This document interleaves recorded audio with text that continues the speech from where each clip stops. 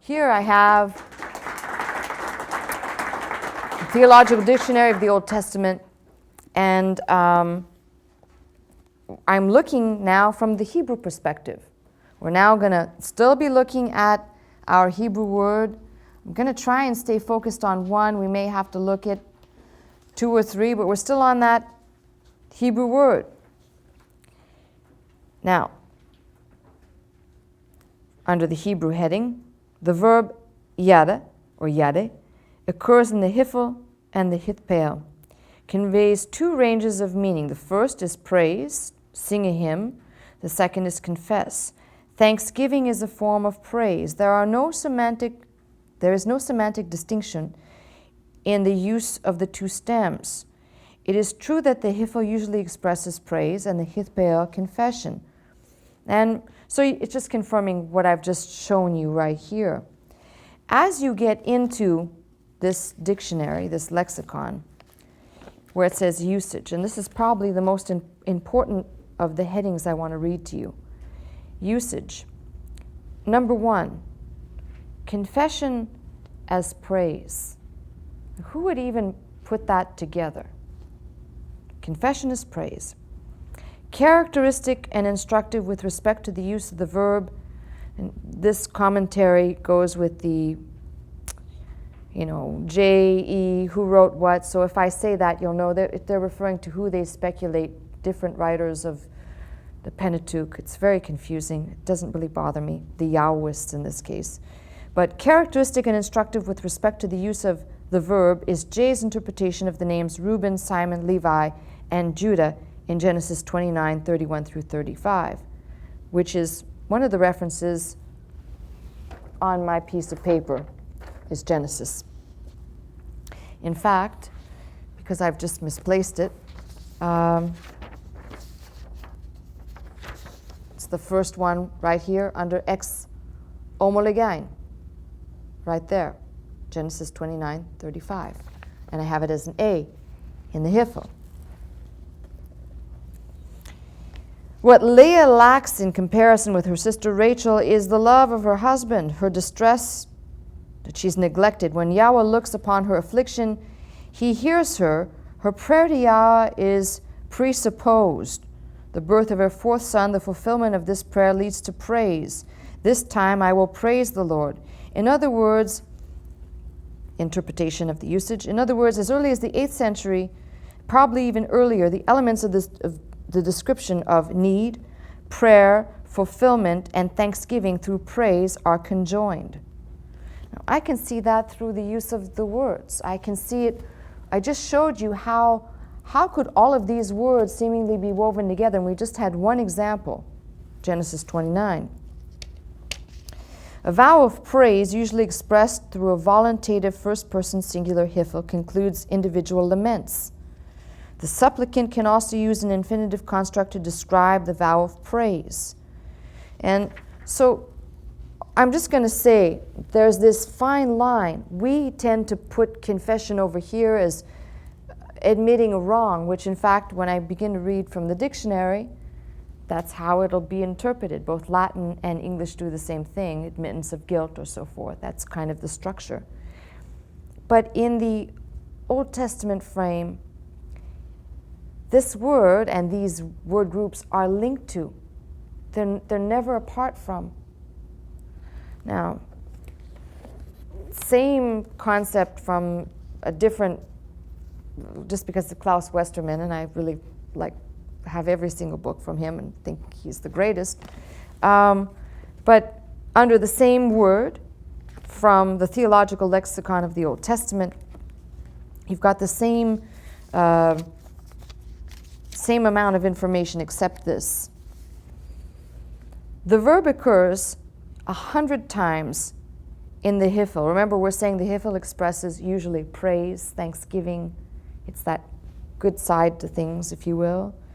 And 11 times in the hitpael, lament and confession. Are you beginning to see that the weight of it all is not so much on how we understand the word? And in fact, it's impossible just by virtue of the Hebrew language.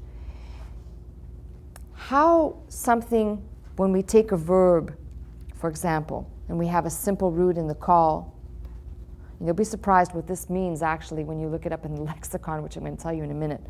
But when you take a simple verb, a simple action, call is a simple action, and you begin to progress through the different verbal stems in the Hebrew, one word will morph itself into either being more intense. For example, the call is an active, just simple active.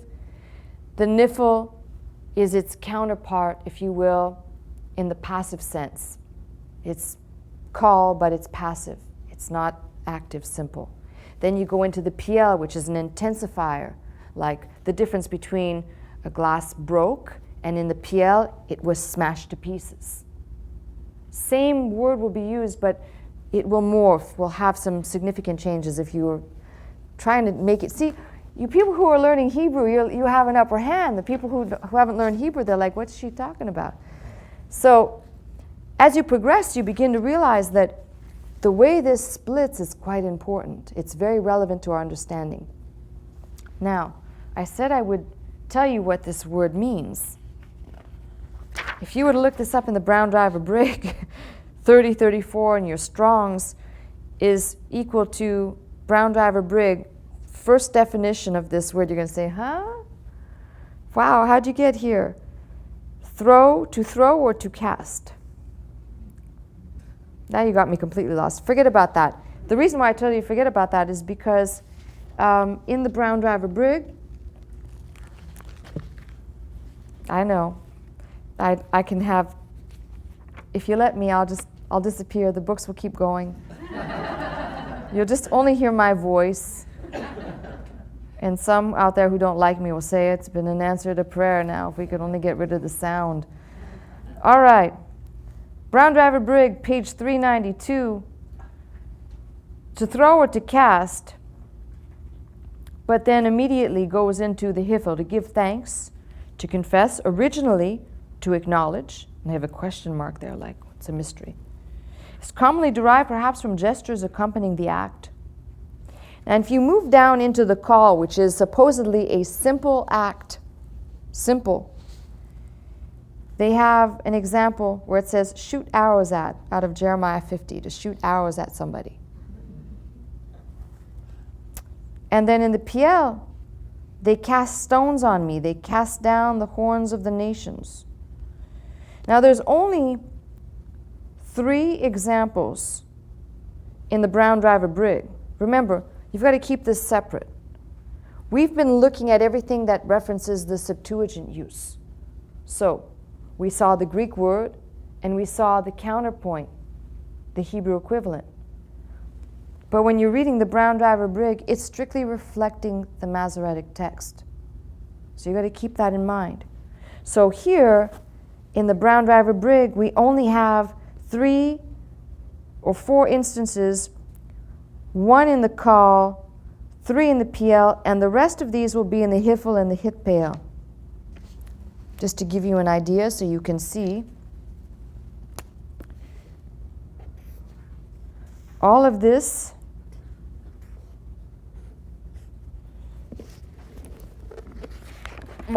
here and all of this here is in the hifel, and this smaller section here is the hitpail. So you're beginning to see what's happening in the Hebrew. We have much more of it representing praise, thanksgiving, and a lot less of it representing lament. And in fact, if you move down into derivatives of the noun form, song of praise, thanksgiving, so you can see this word is not lending itself grossly to the terminology that we have conjured up in terms of confession. That the uses of hitpail are not as many. And why is this relevant? Because, as I said, they seem to be somehow conjoined. And the concept of, this is why, let me go back to where we started from.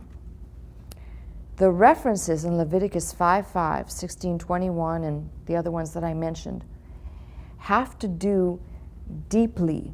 And when I say deeply, they're embedded in the text when you read the text regarding the confession of sin, specifically where they are embedded in their context, because context for Hebrew determines everything. The idea present of the Greek word ex agorusin, which is ex can denote coming forth out of, proceeding from, and this Greek strange word that we can say to utter, to speak, to explain, to declare, unlike homologia, carrying with it, we know homologia, same word, agreement, the concept of acknowledgement, agreement. So what becomes very clear is that as the translation of the Septuagint was being made, the translators recognized you could not homogenize. You could not take one word and carry it through, because this is why they use this, what I'm calling the mystery word, ex agorusin, which, by the way, will disappear out of the Bible, will not even reappear in the New Testament. And if you were even curious enough to know, is still used in modern Greek today. It was never picked up for the New Testament. Not it, or its the only thing that could be, we could say, is that the prefix ex in the Greek, of course, can apply to anything. So its main word, not there. Now, I don't know, that's a mystery. I tried to find, I've got a patristic dictionary, Greek dictionary. I've combed every resource. I talked to somebody and said, do you know of any books that exist, that would be predating and outside of the New Testament to help me with this? Nope. I get people say stupid things all the time, like, why do you want to look at that? Because I want to know. I want to know. And these are the things that many times lead to a better understanding, which for me, this has led me to some great clarity. So now we've looked at least one of those words, the one that's the reoccurring one. But I've put down a few of those that we looked at earlier, the reoccurring words that we saw that correlated to homologia. And very clearly, I don't want to read the whole theological dictionary to you tonight, but very clearly, we can see a very common thread between the concept of praise and lament, and a common thread even with confession and praise. Now, within these two lexicons, lots of good reading, but they bring you to a same conclusion, that within the Hebraic frame, one was never far from the other. Confession and praise were never far apart. Now, if you begin combing the Old Testament, we have a few references, as I just referenced, Leviticus 5 and 16:21, etc., that are those bringing offerings to expressly confess over their sacrifices that will be made, if you will. But what is not there, we don't read of necessarily.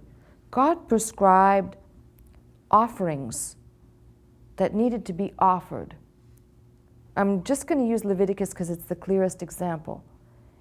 He prescribed offerings that needed to be offered in order that, and the first 5 chapters of Leviticus lay out those offerings. In fact, you can go onward to the 7th chapter. Lay out those offerings. Never once, when you're reading the prescribed offering that God says, whether he starts with the burnt offering and we get to the sin and trespass offering, you're not finding a formula of what the person will say or how they will recite it. Now, in Judaism and some of the rabbinic traditions, there are teachings that say when a person came and brought their offering or their sacrifice, they recited a certain prayer, which may be true, but we don't have a record of it for us. What we're reading, we're only reading what's in the Bible. That's all we have. And at this point, I'd prefer to stay there. We can entertain what may have come later or what may have belonged to. But my concern is only what we have tangibly in front of us. That's at this moment my concern. So there was no formula. There was no express formula. If you're looking at the first, we're looking at the Hebraic frame.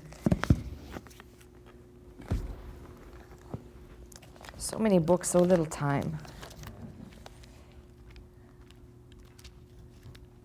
You will find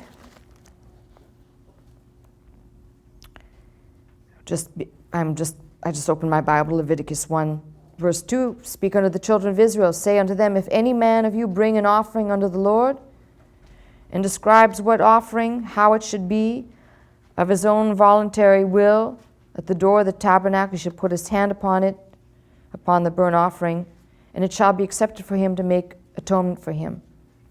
Kaporeth, covering. Now there may have been a formula, but all we have is what God has said. You bring.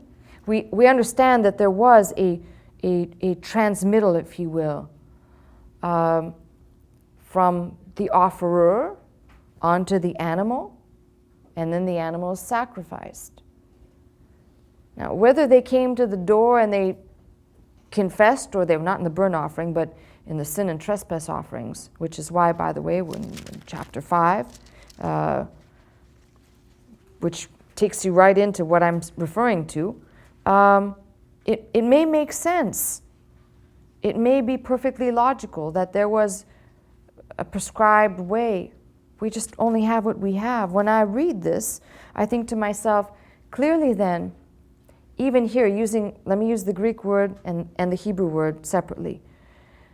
Clearly then here, a speaking forth, ex agorusin, a speaking forth, whether it was a declaration before God, whether it was the declaration in transmitting or transmuting to the animal, whatever it was uttered. We know that.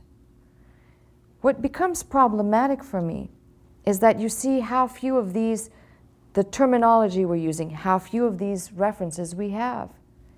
And yet, you will find plenty of evidence of the understanding of a confession before God.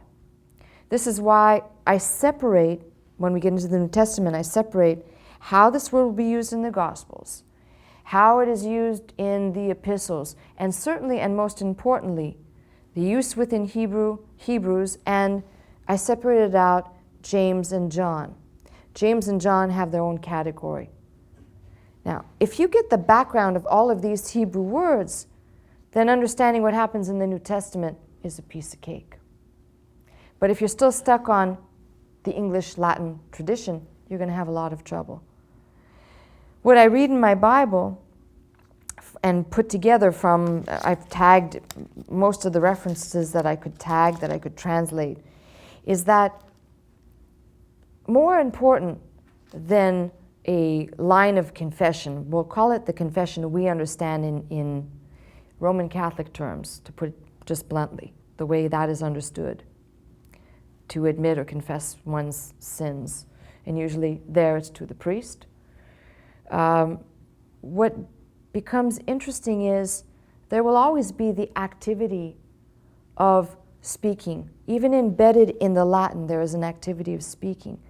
The question is to whom it is addressed, and it comes back to the same thing, behavior and belief. At that intersection, whether someone is taking what they have declared to be, whether it is a declaration of praise. Why were people praising God, for example? Were they praising God because they just felt like it? Most of the time when you're reading, they're praising God because of something they had seen, or something that had happened, or something they had received. And you do get praises to God that are, I will bless the Lord, but the things I'm talking about are closely related to a lament that came before or a lament that comes afterwards, and the praise that either comes before or after. So, what we're going to do now, next, what we're going to do now, we're going to look at probably the most important thing before we take another break.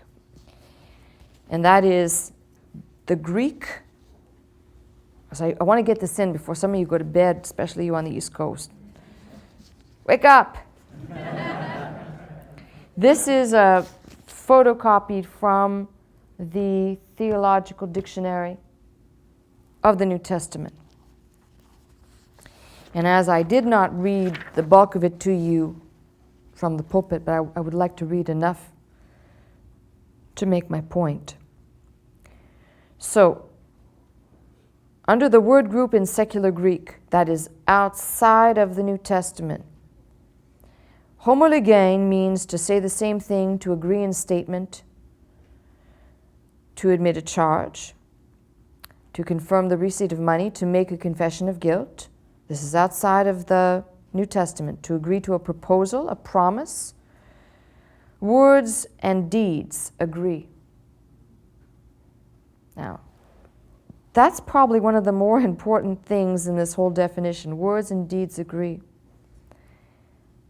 Nothing could underscore and make this hit home than what I read to you out of Matthew's Gospel. Even though this is a concept that's outside, it's the secular understanding of the Greek language. Words and deeds agree. It's why Jesus, think about this.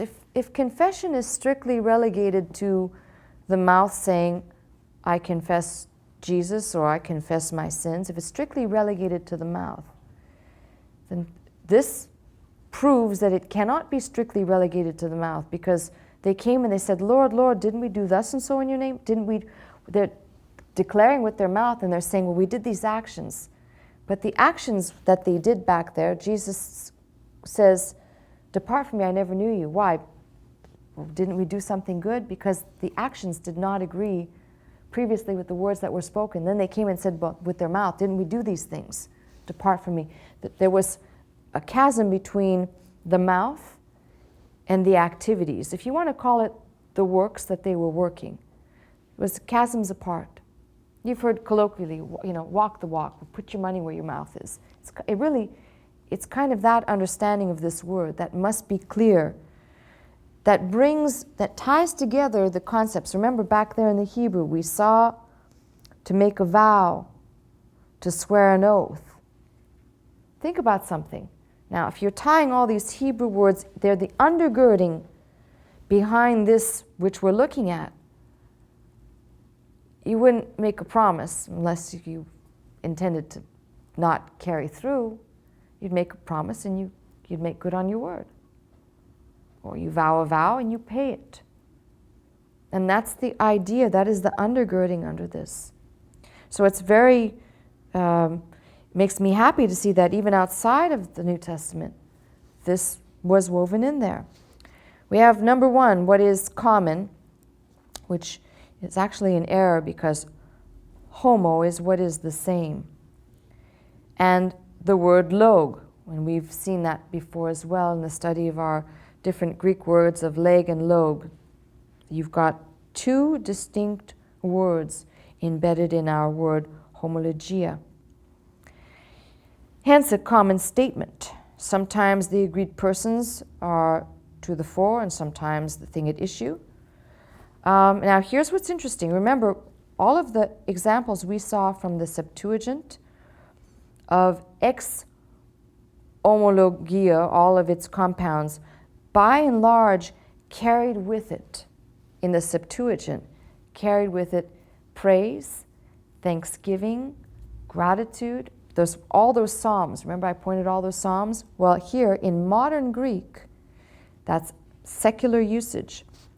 Ex homologumai, to do penance. Right, I remember. So, but remember, that's in the secular usage. We're talking about those writers outside of the New Testament. And this is where, remember I said to you, in the span of a few hundred years, a word can evolve and take a different direction. We've seen that in our own language. The noun, I'm still reading to you outside of the New Testament. The noun homologia as agreement through a common logos is especially significant in the Platonic and Socratic dialogue, and is the opposite of the average opinion adapted uncritically. Homologia implies consent to something felt to be valid in such a way that it is followed by definite resolve and action, by ready attachment to a cause. The aim in homologia is not a theoretical agreement which does not commit us, but acceptance of a common cause. Now, if somebody would talk to me in an English frame, outside of the ecclesiastical, what people say, the confession of the faith, you've heard people say that. If it was understood that the confession of the faith meant the faith in Jesus Christ, then I could accept that as a term that is not only biblical but follows exactly in line with this. That is, I'll go back to read this again, not a theoretical agreement which does not commit us, but acceptance of a common cause.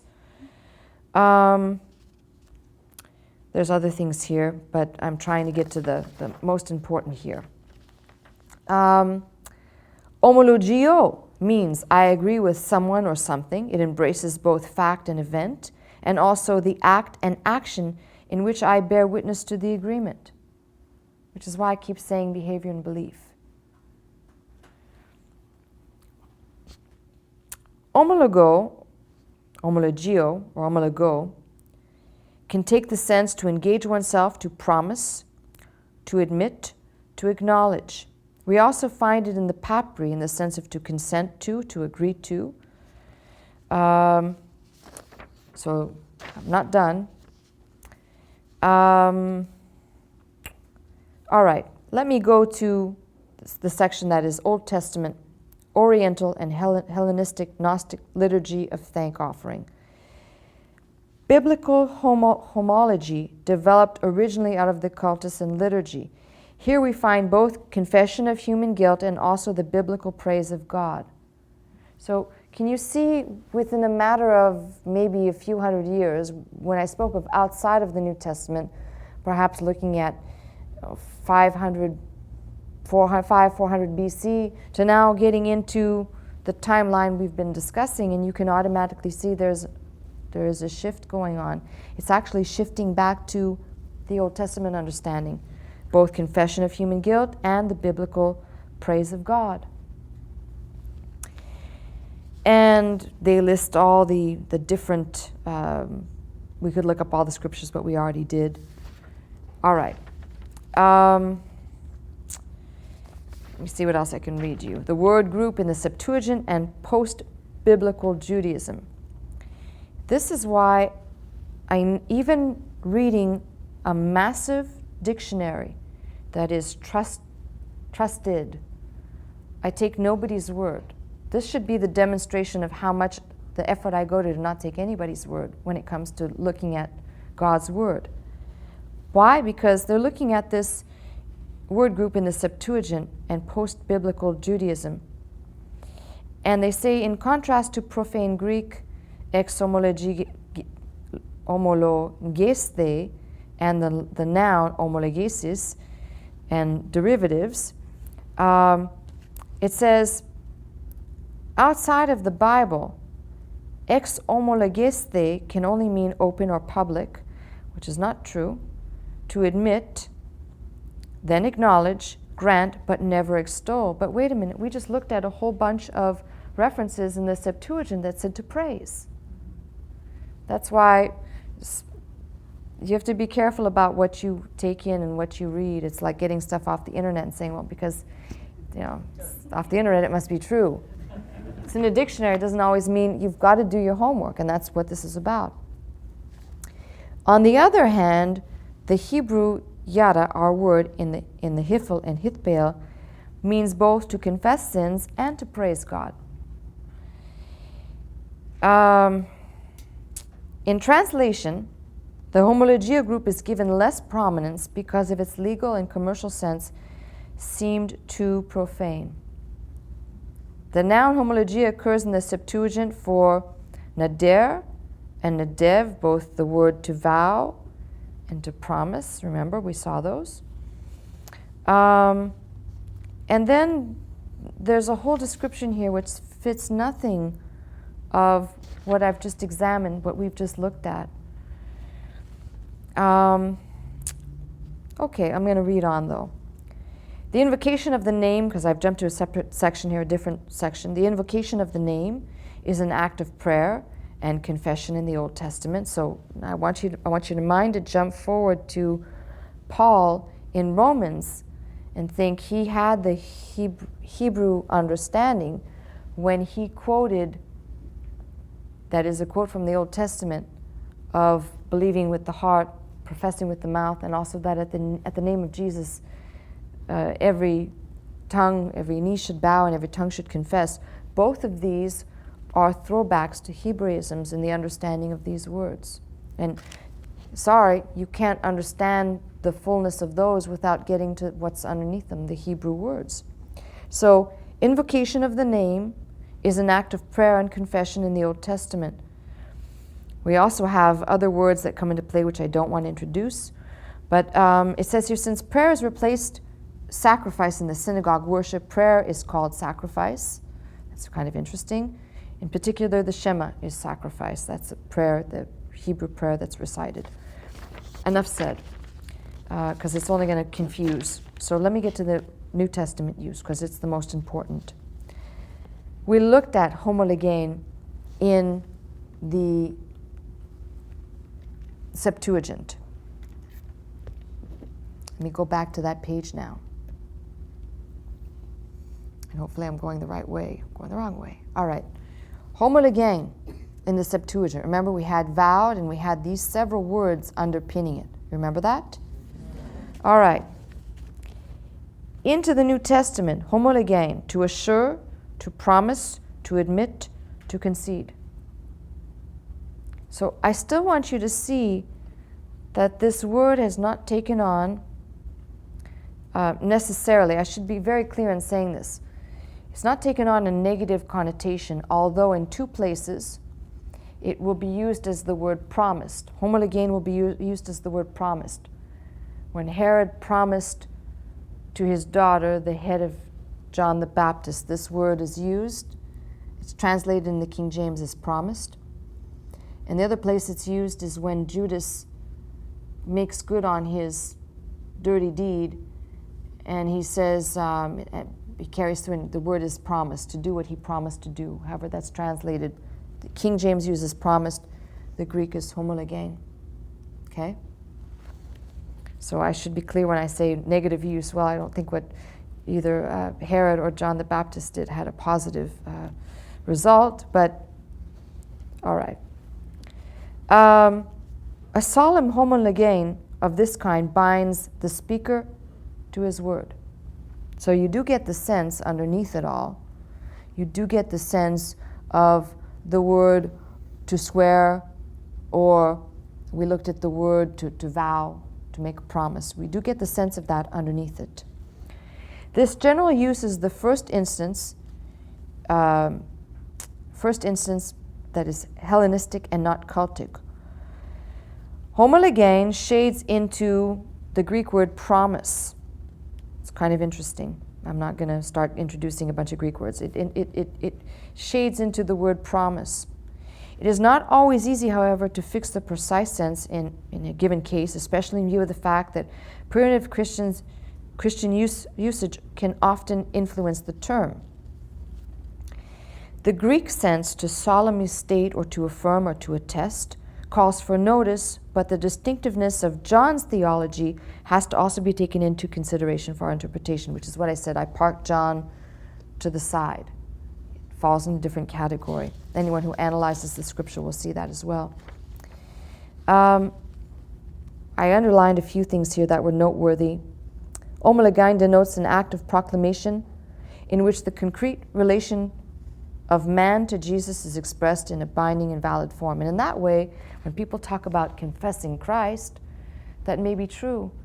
My only issue with that, and I've heard people toss this around many times you got to confess Jesus as Lord. This is the problem. Many people engage the mouth. But the mind hasn't even come to a firm belief. Forget about faithing. That's why I keep using the word belief, because belief is only one part of the activity. Faithing is what we'll call the amen portion of it, which is hanging your whole body on it, as Dr. Scott used to say. So we have a lot of people doing the lip service. You think about how many Christian programs lead people in what's called the sinner's prayer, which by virtue becomes an act of confession, if you will, in the popular use. But let me ask you a question. If you don't understand that you are a sinner, if you don't understand what sin is, which most people don't, they think it's I drank, I smoked, I cussed, whatever. They don't understand that definition just by itself.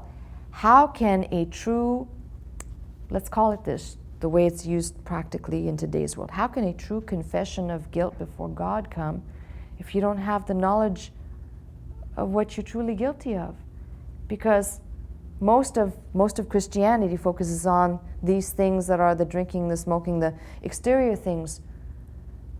But this understanding of confession of guilt, forgive me for using terms now that are popular, only comes when metanoia has occurred, when the change of mind has occurred. And in staying within God's word, you begin to realize, I sin every day. I'm a sinner. I'm in an Adamic condition. Yes, I'm washed by the blood of Christ, but I'm a sinful person. So if the idea of confessing, as it's commonly held today, would work with God, how can a person who doesn't understand the concept of sin or sinning man, their condition, confess what they don't know? Now, I'm saying this to you as someone who understands this firsthand, because I was indoctrinated in that culture. But when I started listening to Dr. Scott, my mantra was, I'm a good person, because I came out of that background that said as long as you did good things and you did certain things, then you were okay. And the more I stepped towards the light, the more I could see how sinful. Now, the only way to describe this is, it's the best example, and I'm sorry to just interject these thoughts because they seem like random, but they're not. But I went to get tested for skin cancer, and I sat with my face in a machine that shows surface damage and damage on it which cannot be seen by the naked eye. And a bright light passed over my face to reveal dark, dark, dark, what's already embedded in my skin, which cannot be seen by the naked eye. And when I was sitting in that machine and I saw the pictures afterwards, I said, well, that's just like the way we are. To the surface, we think we're okay, but it's what's stained, which is only exposed by this bright light, which now I go back to the Bible, is Christ. Well, how can you know that, the depth of that depravity, until you've really come to understand how bright the light is? And that only comes by walking with God. And the more you walk and the closer to walk, you understand, I'm really just filthy dirty. I don't care how long you've walked and how clean you think you are, and it's only by His blood that I'm washed clean, like you. So I want this to be attached underneath us all, because it's these common uses that have driven me crazy. You know, we used to have a person in the church who used to, their thing was, you got to confess Jesus. And they were using the passage out of Matthew 10. But I told you, read that whole chapter, and you'll see that verses, I think it's 32, 33, 34 of that chapter, where Jesus says, if you confess me, really if you confess in me before men, and I will confess you before the Father, and if you deny me, I will deny you. But all of that is in the context of expect persecution. Expect that now that you've been called and chosen, this comes at a price. Then he goes on to say, don't fear. Don't fear what they can do to your body. Fear what they can do to your soul. In other words, don't veer from. I'm going back to this belief and behavior come to an intersection, that you either believe what you have heard and begin faithing, and your whole being acts on that. That is the truest understanding of what happens in context of Matthew 10 when he says, if you confess me before men. Well, now why did he have to tell them that? Because take a look at the fate that they all succumbed to.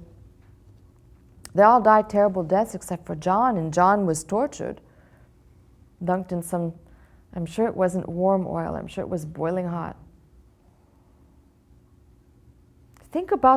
Just think about what was told to them. Don't be afraid, expect persecution. If you confess me before men, in the framework of that, the homologia right there is you stay in one, same word, you stay in oneness with the word. Do not veer from that. This is not perfectionist doctrine. This is what Christ was trying to say. No matter what hits you, stay at one. This is the witness of God. The witness of God, the homologia. Don't veer from it.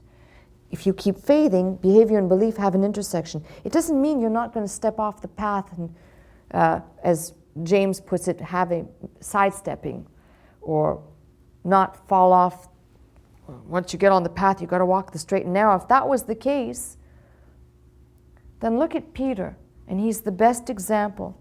Called, chosen, told to not deviate and not, remember, Jesus' words clearly.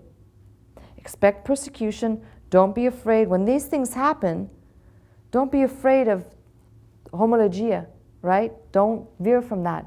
But if you deny me before men, I shall also deny you before the Father. Now, take a look at Peter.